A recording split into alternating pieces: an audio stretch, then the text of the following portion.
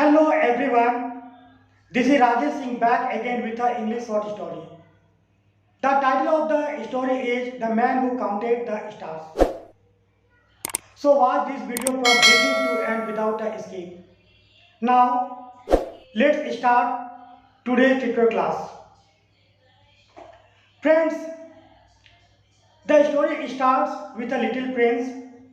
The little prince visits a fourth planet which is occupied by a businessman so immersed in numerical calculations that the man hardly acknowledges the little prince. The little prince, who never lets a question go unanswered, repeatedly asks the businessman what he is doing. The businessman protests that he is a serious person and has no time for the little prince's questions.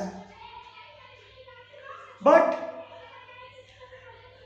exasperated by the little prince's persistence, the businessman eventually explains that he is counting those little golden things that make lazy people daydreams, which the prince eventually identifies as stars.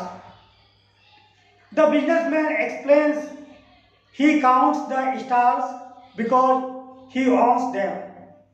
The little prince thinks that the businessman's logic is as absurd as the drunkard's, but he accepts that the businessman owns the stars because the man was the first person to think of claiming ownership of them.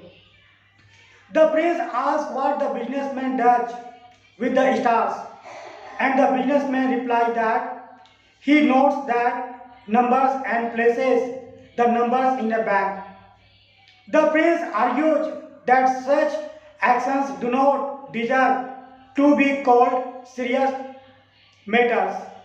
He owns a rose and three volcanoes he points out, but he takes care of them. His ownership is therefore useful, he claims, whereas the businessman's is not. The businessman is left speechless by the remark, and the little prince moves on, observing that grown up are truly extraordinary. Thus, this short story comes to an end. Thank you, friends.